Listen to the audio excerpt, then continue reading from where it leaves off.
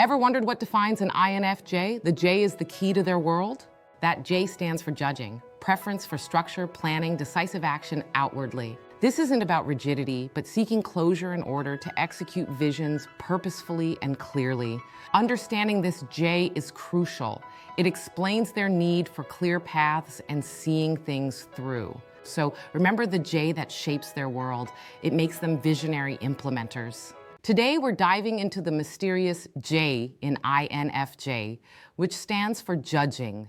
INFJs are deeply imaginative and intuitive, yet they often crave structure and closure. Imagine an INFJ named Maya, who even schedules her relaxation time on Sundays.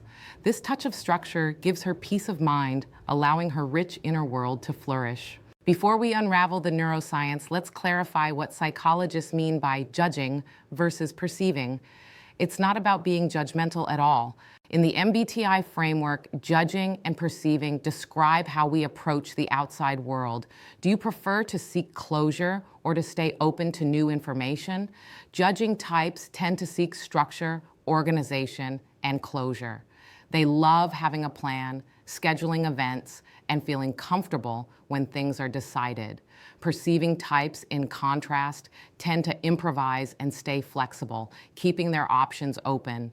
They love surprises and spontaneity, preferring to adapt as they go. It's crucial to note, judging does not mean judgmental. It's about our lifestyle preferences. Do we like things settled, or do we like to keep things open? Judging types gain energy from structure and decidedness, while perceiving types gain energy from flexibility and keeping options open. The J/P preference specifically describes how someone approaches the external world. An INFJ's inner world can be imaginative and fluid, while their outer life is organized.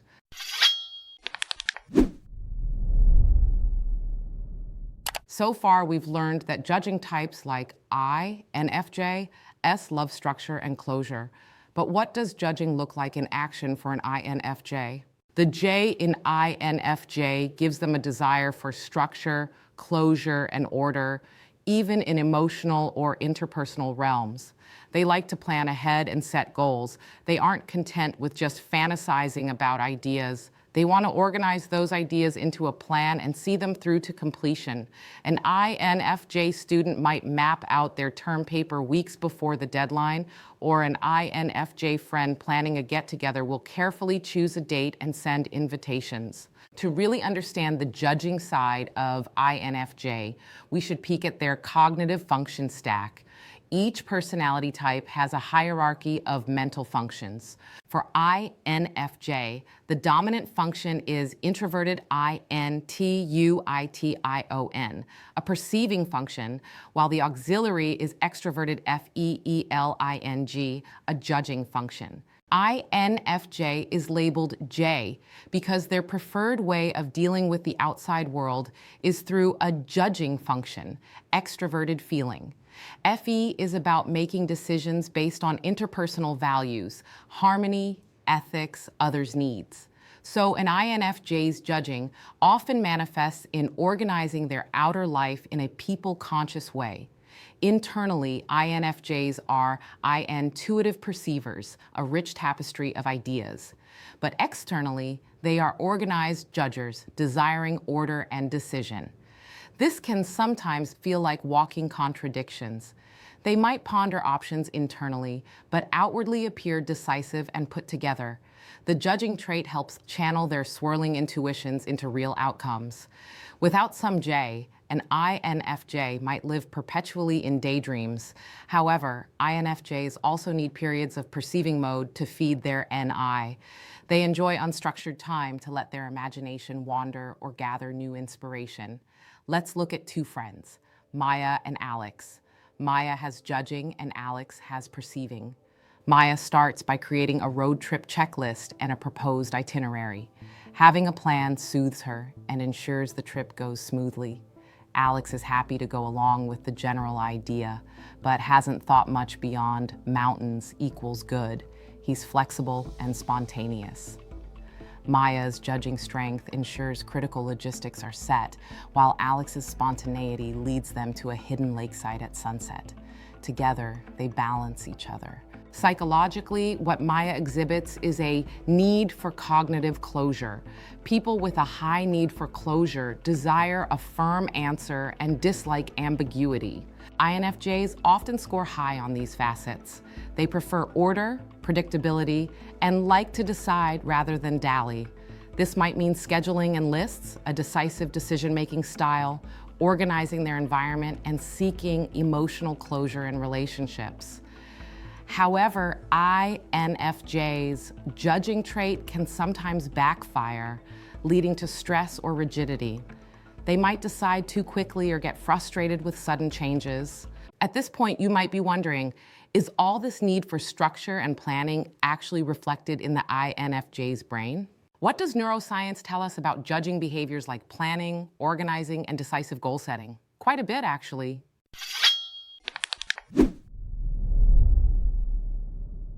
Meet the prefrontal cortex, the frontmost part of your brain. It's like the CEO of your brain, responsible for planning, decision-making, and impulse control.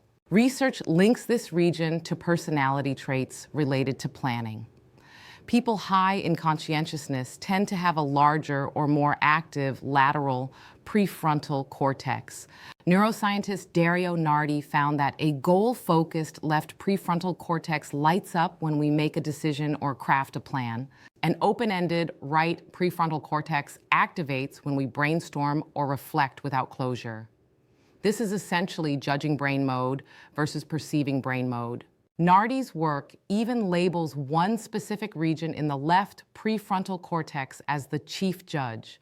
This region helps with deciding between options and detecting errors. Judging types like INFJ probably engage this FP1 region a lot.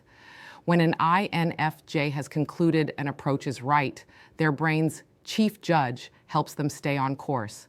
When we complete something or decide, many of us feel satisfaction linked to dopamine. Judging types might be a bit more addicted to that dopamine reward of completion. Uncertainty can trigger stress. Judging types feel more stress from unresolved situations. Closing the loop lowers that stress. The INFJ brain likely leans on executive circuits for decision and structure, and dopamine reward from completing goals. Their judging side translates insights into plans. The J in INFJ is a core part of how these individuals navigate the world, with an urge to structure chaos, decide with conviction, and plan for what lies ahead. Judging helps INFJs feel in control and reduces anxiety. It shows up as being punctual, goal-oriented, responsible, and orderly. What makes INFJs judging special is that it's tied to feeling. Their planning and deciding often revolve around people-centered goals and personal values.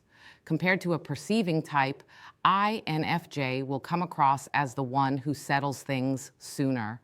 They might choose a direction and stick to it. The judging trait isn't just a stereotype, it correlates with real brain patterns. The neuroscience of their brain's executive functions supports this knack for structure. A healthy INFJ learns to balance judging with perceiving, allowing some unplanned adventures and practicing flexibility. The INFJ's judging trait, paired with their empathy and intuition, makes them wonderful architects of change. They see what could be, and then they structure their world to help make it so. Next time you find yourself rushing to close a decision or endlessly procrastinating, reflect. Is your inner judger or perceiver at play? Understanding this aspect of personality can help all of us strike a healthier balance between making things happen and letting things unfold. Thank you so much for watching. If you found this helpful, please subscribe and help hype up this video by liking, sharing, and leaving a comment below. Your comments truly inspire me to dive deeper into the INFJ personality. And if you want to explore even more, my new book, Inside the Mind of INFJ, is available on Amazon now. Thanks again for being part of this community.